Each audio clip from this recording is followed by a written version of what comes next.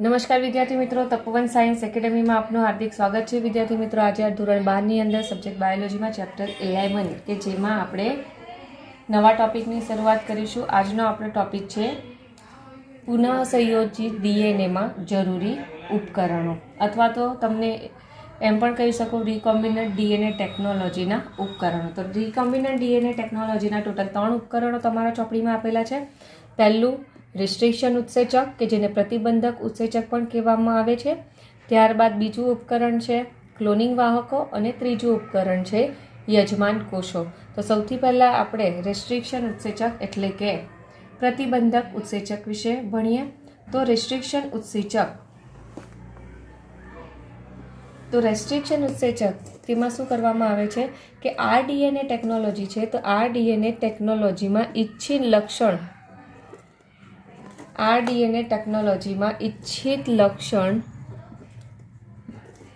લક્ષણ ધરાવતા ડીએનએ ટુકડાને કાપીને તેને યોગ્ય વાહકમાં દાખલ કરી જોડવામાં આવે છે. તો આ માટે રેસ્ટ્રિક્શન ઉત્સેચકનો ઉપયોગ કરવામાં આવે છે.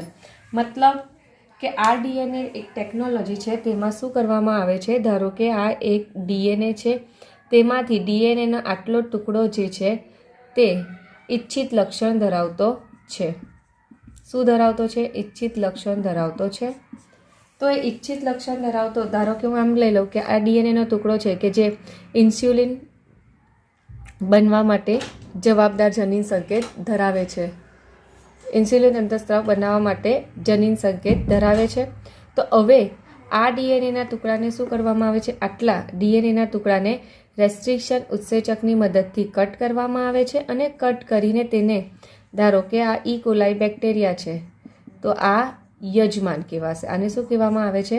તો આને યજમાન કહેવામાં આવે છે. તો આવી રીતે ઈચ્છિત લક્ષણ ધરાવતો ડીએનએનો ટુકડો છે કે જેને રેસ્ટ્રિક્શન ઉત્સેચકની મદદથી કટિંગ કરવામાં આવે છે અને કટિંગ કરીને એને યજમાનમાં દાખલ કરવામાં આવે છે. તો આવી રીતે ડીએનએના ટુકડાને આપણે એમ કહીએ ને કાપવા માટે ઉત્સેચકની જરૂર પડે છે. અને એ ઉત્સેચક કયું છે? તો એ ઉત્સેચક છે રેસ્ટ્રિક્શન ઉત્સેચક.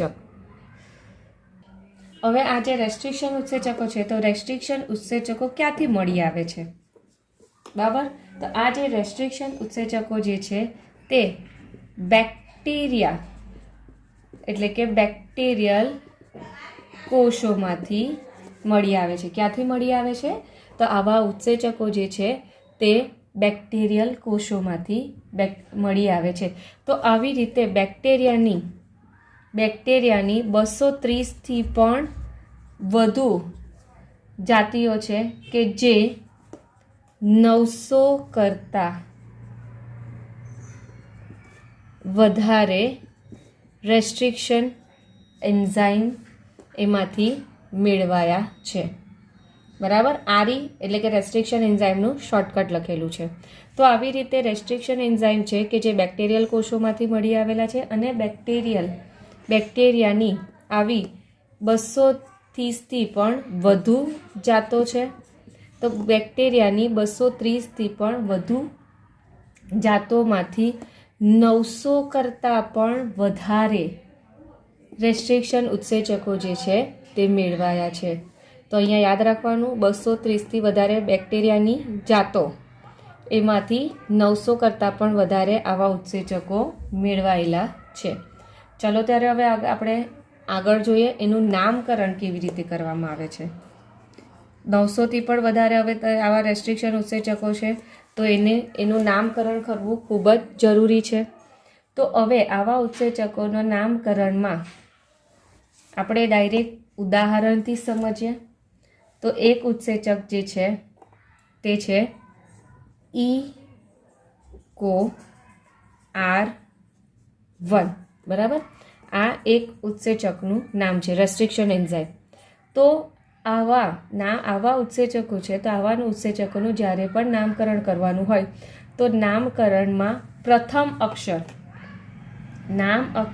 આ જે પ્રથમ અક્ષર છે એટલે કે ઈ, તો પ્રથમ અક્ષર જે બેક્ટેરિયામાંથી મેળવેલું હોય તો એ બેક્ટેરિયાની પ્રજાતિનો પ્રથમ અક્ષર હોય છે. બરાબર. તો અહીંયા આ ઇકો છે, તો એનું આપણે ફૂલ ફોર્મ લખીએ ને બેક્ટેરિયાનું તો ઇશેરિશિયા કોલાઈ, બરાબર. તો આ ઇશેરિશિયા શું થશે? પ્રજાતિ, અને કોલાઈ જે છે તે જાતિ થશે.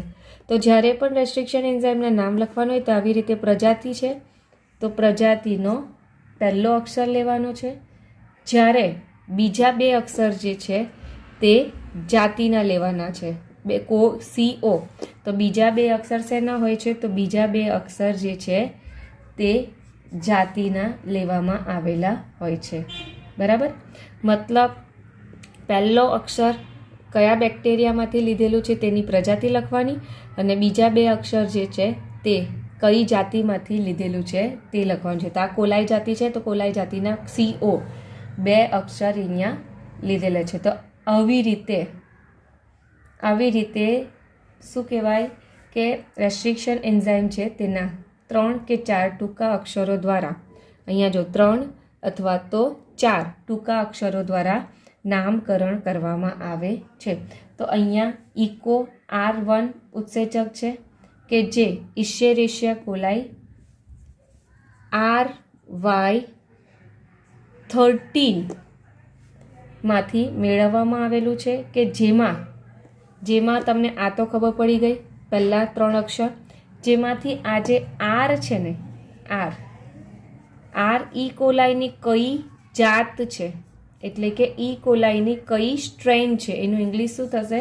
સ્ટ્રેન. તો R જે છે તે ઈ કોલાઈની જાત છે. જ્યારે 1 શું છે? તો 1 એ કઈ જાતનું નંબર છે, બરાબર. તો અહીંયા જો 13 આપેલું છે તો અહીંયા એવી રીતે, તો આવી રીતે R એ ઈ કોલાઈની જાત છે. જ્યારે રોમન અંક 1 એ બેક્ટેરિયાની જે તે જાતમાંથી કયા ક્રમમાં અલગ કરાયેલો ઉત્સેચક છે તે લખવામાં આવે છે. કયા ક્રમનો ઉત્સેચક છે તો એ અહીંયા સૂચવવામાં આવે છે, બરાબર. પહેલો અક્ષર પ્રજાતિ, બીજા બે અક્ષર જાતિ, ચોથો અક્ષર એની કઈ જાત છે તે, અને આ રોમન અંક જે છે તે બેક્ટેરિયાની જે તે જાતમાંથી કયો ક્રમ લેવાયેલો છે તે લખવાનો હોય છે. એટલે કે આ જે રોમન અંક છે એ કયા ક્રમમાં અલગ કરાયેલો ઉત્સેચક છે તેનું સૂચન કરે છે. તો અહીંયા એનું નામકરણ પૂરું થયું. હવે આપણે એનું જોઈએ એનું કાર્ય. હવે આનું કાર્ય શું છે? રેસ્ટ્રિક્શન એન્ઝાઇમ છે તો રેસ્ટ્રિક્શન એન્ઝાઇમનું કાર્ય શું છે? તો રેસ્ટ્રિક્શન એન્ઝાઇમ જે છે તે DNA છે, બરાબર. રેસ્ટ્રિક્શન એન્ઝાઇમ DNAના અણુની જે દ્વિસૂત્રીય, બરાબર, એટલે કે બેવડી કુંતલમય શૃંખલાને, બરાબર, દ્વિસૂત્રીય શૃંખલામાં 4 થી 8 નાઇટ્રોજન બેઝની જોડી ધરાવતો ચોક્કસ ક્રમને તોડે છે. શું કરે છે? નાઇટ્રોજન બેઝની જોડી ધરાવતો ચોક્કસ ક્રમને તોડે છે. કહેવાનો મતલબ એવો છે કે DNA છે, બરાબર. તો આવી રીતે DNA જે દ્વિસૂત્રીય હોય છે તો એ દ્વિસૂત્રીય DNA પર 4 થી 8, એટલે કે ધારો કે ATTGCC, ત્યારબાદ અહીંયા કરીએ તો TAACGG. તો આવી રીતે DNA છે તો DNA પર આવી રીતે ચોક્કસ 4 થી 8 નાઇટ્રોજન બેઝની જોડી આવેલી હોય છે, અને એ જોડીને રેસ્ટ્રિક્શન એન્ઝાઇમ જે છે તે ઓળખે છે, અને ઓળખીને એ આવી રીતે ચોક્કસ સ્થાનેથી DNAને શું કરે છે? તોડે છે. તો આવી રીતે DNA પર આવેલા નાઇટ્રોજન બેઝની જોડી, કે જેને શું કહેવામાં આવે? તો એને ઓળખ ક્રમ કહેવામાં આવે છે. તો ડીએનએ છે, ડીએનએ પર પર્ટિક્યુલર આવી રીતે નાઇટ્રોજન બેઝની જોડીઓ આવેલી હોય છે અને એ જોડીઓને રેસ્ટ્રિક્શન એન્ઝાઇમ ઓળખે છે અને ઓળખીને એ સ્થાનેથી ડીએનએને કાપે છે. તો આ જે ઓળખ આવેલી છે તેને શું કહેવાય? ઓળખ ક્રમ કહેવામાં આવે છે. હવે તમારા ચોપડીમાં એક્ઝામ્પલ આપેલું છે HIN2નું. શેનું એક્ઝામ્પલ આપેલું છે? તમારા ચોપડીમાં HIN2 એક્ઝામ્પલ આપેલું છે. તો એકચ્યુઅલી આ HIN2 શું છે? તો H એટલે હિમોફિલસ, IN એટલે ઇન્ફ્લુએન્ઝા, બરાબર? તો HIN-H એટલે હિમોફિલસ ઇન્ફ્લુએન્ઝા બેક્ટેરિયા છે. તો એ બેક્ટેરિયામાંથી આ રેસ્ટ્રિક્શન એન્ઝાઇમને મેળવવામાં આવેલો છે. યાદ રાખજો, H એટલે હિમોફિલસ, IN એટલે ઇન્ફ્લુએન્ઝા. તો આ હિમોફિલસ ઇન્ફ્લુએન્ઝા બેક્ટેરિયા છે તેમાંથી આ રેસ્ટ્રિક્શન એન્ઝાઇમ જે છે તે મેળવવામાં આવેલો છે. હવે આ રેસ્ટ્રિક્શન એન્ઝાઇમ જે છે તે ડીએનએને એક ચોક્કસ સ્થાનેથી કાપે છે. કયા સ્થાનેથી કાપે છે તે તમને કહી દઉં કે ડીએનએ છે તો ડીએનએ પર પર્ટિક્યુલર આવી રીતે GAATTC, બરાબર? ત્યારબાદ GAATTC. તો ડીએનએ પર આવી રીતે 6 બેઝની જોડી આવેલી છે અને આ 6 બેઝની જોડી પાસે આ HIN2 જે છે તે શું કરે છે? કાપ મૂકે છે. તો આવી રીતે જનીન ઇજનેરી વિદ્યામાં રેસ્ટ્રિક્શન ઉત્સેચકો જે છે તે ડીએનએની કાતર તરીકે ઓળખવામાં આવે છે. શું તરીકે ઓળખવામાં આવે છે? ડીએનએની કાતર તરીકે ઓળખવામાં આવે છે. કારણ કે હવે દરેક રેસ્ટ્રિક્શન એન્ઝાઇમ માટે આ ઓળખ સ્થાન એટલે કે આ ઓળખ ક્રમ જે છે તે અલગ અલગ હોય છે, બરાબર? આ દરેક ઉત્સેચકો માટે આવી રીતે ઓળખ ક્રમ જે છે તે અલગ અલગ હોય છે. તો એ જે તે ઉત્સેચકો આવી રીતે પોતાની ઓળખ ક્રમને ઓળખે છે ડીએનએ પર અને ઓળખીને એ સ્થાનેથી કાપ મૂકે છે. આ એકચ્યુઅલી HIN2 ઉત્સેચકની નથી. આ જે છે તે ઇકો R1 ઉત્સેચકનો ઓળખક્રમ છે. આ કોનો ઓળખક્રમ છે? તો ઇકો R1 ઉત્સેચકનો ઓળખક્રમ છે, બરાબર? તો આ ધ્યાનમાં રાખજો, ઇકો R1 છે કે એનો ઓળખક્રમ આ GAATTC છે. જ્યારે આ HIN2 છે તો આ HIN2નો અલગ HIN2 જે છે તે ડીએનએ પર એના અલગ ચોક્કસ ઓળખક્રમ આવેલું છે. ચાલો ત્યારે હવે આગળ જોઈએ. હવે એના આપણે પ્રકાર જોઈએ. તો રેસ્ટ્રિક્શન એન્ઝાઇમ છે. તો રેસ્ટ્રિક્શન એન્ઝાઇમના ટોટલ 2 પ્રકાર છે. આ રેસ્ટ્રિક્શન ઉત્સેચક છે ને, એમ જોવા જાય તો રેસ્ટ્રિક્શન ઉત્સેચકને સમાવતો વર્ગ ન્યુક્લિયસ ઉત્સેચક કહેવામાં આવે છે. શું કહેવામાં આવે છે?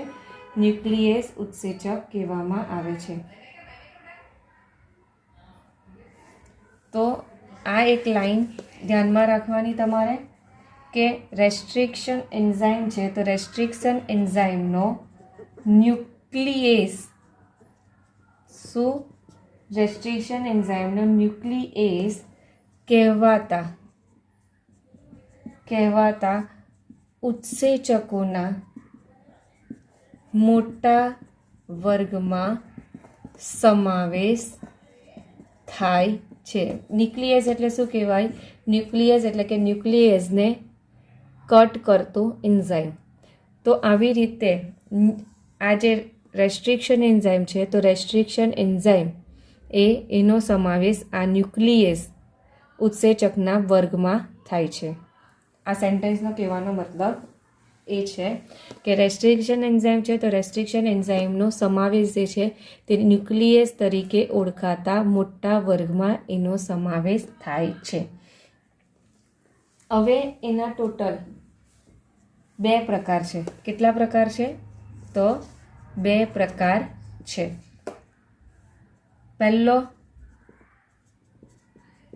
એક્ઝોન્યુક્લિયસ અને બીજો પ્રકાર છે તે એન્ડોન્યુક્લિયેસ. પહેલો પ્રકાર એક્ઝોન્યુક્લિયેસ અને બીજો પ્રકાર જે છે તે એન્ડોન્યુક્લિયેસ. હવે એક્ઝોન્યુક્લિયસ એટલે શું કહેવાય? એક્ઝોન્યુક્લિયસ જે ઉત્સેચક છે તે ડીએનએના અંતછેડા પરથી ન્યુક્લિયોટાઇડને દૂર કરે છે. શું કરે છે? ડીએનએના એક્ઝો એટલે એન્ડ છેડા પરથી ન્યુક્લિયોટાઇડને દૂર કરે છે. એટલે કે ધારો કે આ ડીએનએ છે, તો ડીએનએના અહીંયા એન્ડ છેડા પરથી શું કરે છે? ન્યુક્લિયોટાઇડને આવી રીતે દૂર કરે છે. તો એને એક્ઝોન્યુક્લિયસ કહેવાય છે. અને આરડીએનએ પદ્ધતિમાં આનો ઉપયોગ એટલો થતો નથી, કે આ ડીએનએ પદ્ધતિમાં આ ઉપયોગી નથી, કારણ કે આ ડીએનએ પદ્ધતિમાં વચ્ચેથી પણ ડીએનએને કટ કરવું પડે. દર વખતે એવું નહીં હોતું કે ભાઈ ડીએનએનો જે છેડો હોય ત્યાંથી જ કટ કરવું પડે. હવે ઇચ્છિત લક્ષણો ધરાવતો ડીએનએનો ક્રમ અહીંયા પણ હોઈ શકે, તો અહીંયાથી પણ ડીએનએને કટ કરવું પડે. તો ત્યારે આ એક્ઝોન્યુક્લિયસ એન્ઝાઇમ કામ લાગતો નથી. તો ત્યારે કયો ઉત્સેચક કામ લાગશે? તો ત્યારે આ એન્ડોન્યુક્લિયસ એન્ઝાઇમ જે છે તે કામ લાગે છે. તો આ જે એન્ડોન્યુક્લિયસ એન્ઝાઇમ જે છે તે ડીએનએની અંદર એક ચોક્કસ સ્થાન પર કાપ મૂકે છે. એટલે કે હવે આ ડીએનએ છે, તો ડીએનએમાં આવી રીતે વચ્ચેથી પણ કાપ મૂકે છે, અને કાપ મૂકીને એ ટુકડાને શું કરે છે? આવી રીતે અલગ કરે છે. તો એન્ડોન્યુક્લિયસ એટલે એન્ડો એટલે અંદર. તો આ જે છે તે ડીએનએની અંદર ચોક્કસ સ્થાનેથી ડીએનએ પર કાપ મૂકે છે, જ્યારે આ જે એક્ઝોન્યુક્લિયસ જે છે તે ડીએનએના છેડા પરથી ન્યુક્લિયોટાઇડને દૂર કરે છે. આ વચ્ચેથી પણ ન્યુક્લિયોટાઇડને અલગ કરે છે, જ્યારે આ ફક્ત છેડાથી જ ન્યુક્લિયોટાઇડને શું કરે છે? દૂર કરે છે. અને આ જે છે તે આરડીએનએમાં એટલે કે પુનઃસંયોજિત ડીએનએ જે પદ્ધતિ છે, તો પુનઃસંયોજિત ડીએનએ પદ્ધતિમાં આ જે એન્ડોન્યુક્લિયસ જે છે તે ખૂબ જ ઉપયોગી છે. એન્ડોન્યુક્લિયસ શું છે? તો ખૂબ જ ઉપયોગી છે. તો આવી રીતે પ્રત્યેક રિસ્ટ્રિક્શન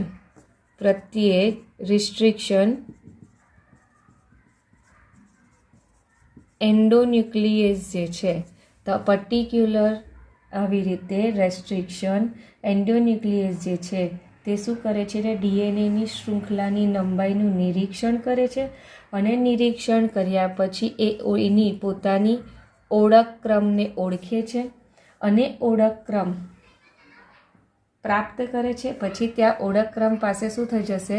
આ એન્ડોન્યુક્લિયસ જે છે તે જોડાઈ જશે, અને જોડાઈ જાય પછી શું કરે છે? ડીએનએને કાપે છે. તો આવી રીતે રેસ્ટ્રિક્શન એન્ડોન્યુક્લિયસ શું કરે છે?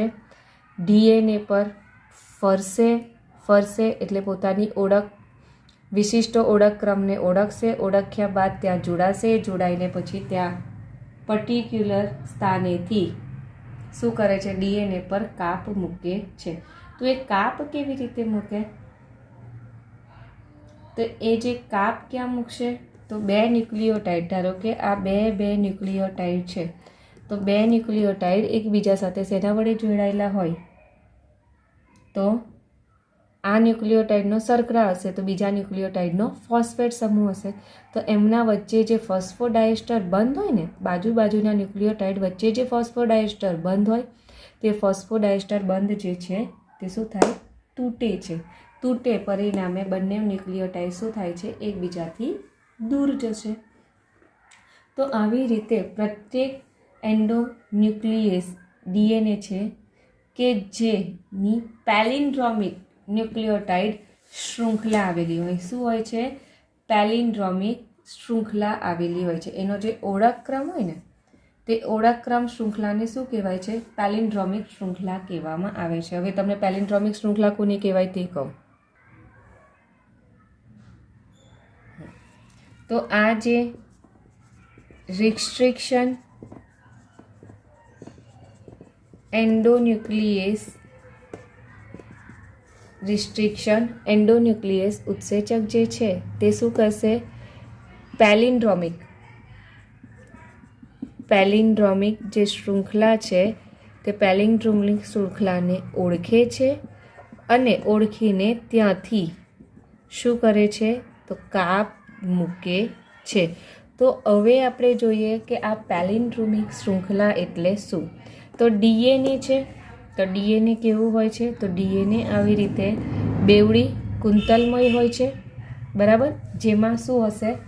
એક છેડો 5 ડેઝ તો બીજો છેડો 3 ડેઝ ને બીજો છેડો 3 ડેઝ થી 5 ડેઝ હોય છે, બરાબર? એક છેડાની દિશા 5 ડેઝથી 3 ડેઝ હોય છે, જ્યારે બીજા છેડાની દિશા 3 ડેઝથી 5 ડેઝ હોય છે.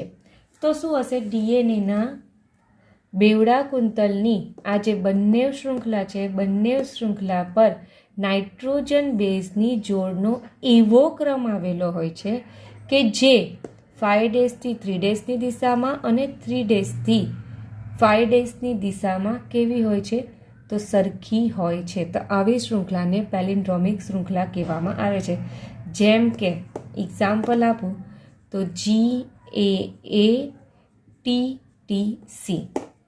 જીની સામે તમને ખબર જ છે કોણ જોડાય? સી, એની સામે ટી, ટીની સામે એ અને સીની સામે જી. તો અહીંયા તમે જો આ ડીએનએની બંને શૃંખલા છે, તો બંને શૃંખલા પર અહીંયા નાઇટ્રોજન બેઝના ક્રમ આવેલા છે. તો અહીંયા જો 5 ડેઝથી 3 ડેઝની દિશામાં જોજો GAATTC છે, અને અહીંયા જોજો, અહીંયાની દિશામાં જોજો શું થશે? GAATTC.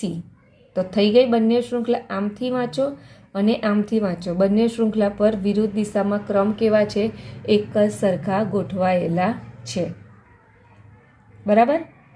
એક બાજુની જોઈએ તો એક બાજુની આગળથી પાછળ તરફ જોઈએ અને આ બીજી બાજુની પાછળથી આગળ તરફ જોઈએ, બરાબર? એક બાજુની આગળથી પાછળ અને બીજીની આમ વાંચો અને બીજીની પાછળથી આગળ વાંચો. જો ક્રમ સેમ જ દેખાય છે. અહીંયા પહેલો જી છે, અહીંયા પણ જી, અહીંયા એ તો અહીંયા પણ એ, અહીંયા એ તો અહીંયા પણ એ, અહીંયા ટી તો અહીંયા પણ ચોથા સ્થાને ટી, અહીંયા 5મા સ્થાને ટી તો અહીંયા પણ 5મા સ્થાને ટી, અને અહીંયા છઠ્ઠા તો અહીંયા પણ છઠ્ઠા સ્થાને સી છે. તો આવી રીતે આગળથી પાછળ વાંચો અને બીજાનું પાછળથી આગળ વાંચો તો બંને તરફ એક જ સરખા ન્યુક્લિયોટાઇડનો ક્રમ જોવા મળે છે. તો આવી શૃંખલાને શું કહેવાય? પેલિન્ડ્રોમિક શૃંખલા કહેવામાં આવે છે. અને શું કહેવામાં આવે? તો પેલિન્ડ્રોમિક શૃંખલા કહેવામાં આવે છે. તો દરેક ઉત્સેચકની આવી રીતે પર્ટિક્યુલર પેલિન્ડ્રોમિક શૃંખલા હોય છે. શું હોય છે? તો દરેક ઉત્સેચકની આવી રીતે પેલિન્ડ્રોમિક શૃંખલા હોય છે અને એને અનુસાર એ ડીએનએ પર કાપ મૂકે છે. હવે રેસ્ટ્રિક્શન એન્ઝાઇમ શું કરે છે? તો પ્રત્યેક રેસ્ટ્રિક્શન એન્ઝાઇમ પોતાની વિશિષ્ટ પેલિન્ડ્રોમિક ક્રમ અથવા તો સ્થાન પર કાર્ય કરે છે. અને એવું નથી, શું હોય છે કે આ જે રેસ્ટ્રિક્શન એન્ડોન્યુક્લિયસ એન્ઝાઇમ છે ને તે ડીએનએની શૃંખલાની આ જે પેલિન્ડ્રોમિક સ્થાન છે, તો એ પેલિન્ડ્રોમિક સ્થાનથી સહેજ દૂર વિરુદ્ધ શૃંખલામાં બે સરખા બેઝની વચ્ચે કાપ મૂકે છે. બે સરખા બેઝની વચ્ચે કાપ મૂકે એટલે શું કહેવાય? કે આનો અહીંયાથી કાપ મૂકે ને રેસ્ટ્રિક્શન એન્ઝાઇમ, તો આ શૃંખલાનો પણ અહીંયા જ કાપ મૂકે છે. અહીંયા જી પછી કાપ મૂકશે આ શૃંખલામાં, તો બીજા શૃંખલાના પણ જી પછી જ કાપ મૂકે છે. તો આવી રીતે છેડાનું નિર્માણ થશે. જી પછી અહીંયા AATTC. તો અહીંયા પણ આવી રીતે જીની સામે ટી, પછી સી, અહીંયા જીની સામે સી, પછી TTAA, ને અહીંયા શું હશે? તો અહીંયા જી હશે. તો આવી રીતે અહીંયા જી પછી કાપ મૂકશે તો અહીંયા પણ જી પછી કાપ મૂકે છે. તો બંને સાઈડ તમને સરખા રીડિંગ જોવા મળશે, સરખા ક્રમ જોવા મળે છે. તો આવી રીતે આ ઉત્સેચક ડીએનએ શૃંખલાની પેલિન્ડ્રોમિક સ્થાનથી સહેજ દૂર આવી રીતે એક સરખા સ્થાનેથી બેઝની વચ્ચેથી કાપ મૂકે છે અને આવા છેડાનું નિર્માણ કરે છે ને, તો આને શું કહેવામાં આવે? તો આને ચીપકું છેડો કહેવામાં આવે છે. આને શું કહેવામાં આવે? તો આને ચીપકું છેડો કહેવામાં આવે છે. કે અહીંયા જો આ પાછા અહીંયા જોડાઈ બી શકે. ટી સામે એ છે, અહીંયા પણ ટી સામે એ છે, અહીંયા એ સામે ટીટી છે. તો આવા છેડાનું નિર્માણ થાય ને તો આને શું કહેવામાં આવે? તો આને ચીપકું છેડો કહેવામાં આવે છે. અહીંયા શું બંને સરખા બેઝ વચ્ચે એક કાપ મૂકે છે ને આવા છેડાનું જ્યારે નિર્માણ થાય ને તો એને શું કહેવામાં આવે? ચીપકું છેડો. અને બીજું આપણે જોઈએ ને તો બુઠ્ઠા છેડાનું પણ નિર્માણ કરે છે. બરાબર? તો બુઠ્ઠા છેડાનું નિર્માણ શું કરે ખબર? બુઠ્ઠા છેડામાં શું હોય? તો બુઠ્ઠા છેડામાં એવું હોય, બીજા ઉત્સેચકોમાં કેવું હોય કે કેટલાક ઉત્સેચકો હોય કે ડીએનએની આ જે શૃંખલા છે ને શૃંખલાને એક સરખી રીતે જ કટ કરે છે. બંને બાજુ આવી રીતે સરખી રીતે જ કટ કરે છે. સરખી રીતે કટ કરે એના લીધે શું થશે કે એક સાઈડ આવી રીતે GAA અને CTT જશે અને બીજી સાઈડ TTC અને AAG. તો આવી રીતે ડીએનએને એક્ઝેક્ટલી વચ્ચેથી કાપ મૂકે. તો અહીંયા જો કશે પણ ન્યુક્લિયોટાઇડ ખાલી નથી કે બીજા સાથે જોડાઈ શકે. તો આવા છેડાને શું કહેવાય? તો આવા છેડાને બુઠ્ઠા છેડો કહેવામાં આવે છે. કે કેટલાક ઉત્સેચકો ડીએનએને બંને શૃંખલાને એક સરખી રીતે કાપ મૂકે અને સરખી રીતે કાપ મૂકીને આવી રીતે છેડાનું નિર્માણ થાય છે. તો અહીંયા જો કશે જ ન્યુક્લિયોટાઇડ ખાલી નથી, બંને સાઈડ જોડમાં જ ન્યુક્લિયોટાઇડ કટ થાય છે. તો આવા છેડાને શું કહેવામાં આવે? બુઠ્ઠા છેડા કહેવામાં આવે છે. જ્યારે આવા ઉત્સેચકો શું કરે છે? ડીએનએને સરખી રીતે કટ કરતા નથી. સરખી રીતે કટ નહીં કરતા જેના લીધે શું થાય? આટલા ન્યુક્લિયોટાઇડ કેવા છે? સિંગલ છે. તો એની સામે બીજા ન્યુક્લિયોટાઇડ જોડાઈ શકે છે. તો આવા છેડાને શું કહેવાય? ચીપકું છેડા. કે અહીંયા ન્યુક્લિયોટાઇડ આવીને જોડાઈ શકે છે. જ્યારે અહીંયા કશે જ ન્યુક્લિયોટાઇડ ખાલી નથી, પેરમાં જ એ લોકો કટ કરે છે. તો પેરમાં કટ કરે તો એને બુઠ્ઠા છેડા કહેવાય. જ્યારે આને શું કહેવાય? ચીપકું છેડા. ચીપકું છેડા એટલે કે અહીંયા નવા ન્યુક્લિયોટાઇડ આવીને જોડાઈ શકે એટલે એને શું કહેવામાં આવે? તો ચીપકું છેડા કહેવામાં આવે છે. પરંતુ પુનઃસંયોજિત ડીએનએ ટેકનોલોજી છે તો પુનઃસંયોજિત ડીએનએ ટેકનોલોજીમાં રિસ્ટ્રિક્શન એન્ઝાઇમ એવા જ ઉપયોગમાં લેવામાં આવે છે કે જે આવી રીતે ચીપકું છેડાનું નિર્માણ કરી શકે. ચીપકું છેડાનું નિર્માણ કરી શકે એવા જ કેમ લેવામાં આવે છે? એનું રીઝન એ છે કે અહીંયા ઇચ્છિત ડીએનએનો ટુકડો ધરાવતો, ઇચ્છિત લક્ષણો ધરાવતો ડીએનએનો ટુકડો આપણે જોડી શકીએ એટલે ચીપકું છેડા ઉપયોગી છે. જ્યારે અહીંયા એવી રીતે થશે નહીં. એટલે પુનઃસંયોજિત ડીએનએ ટેકનોલોજીમાં ચીપકું છેડાવાળો જે હોય તેનો જ ખાસ કરીને ઉપયોગ થાય છે.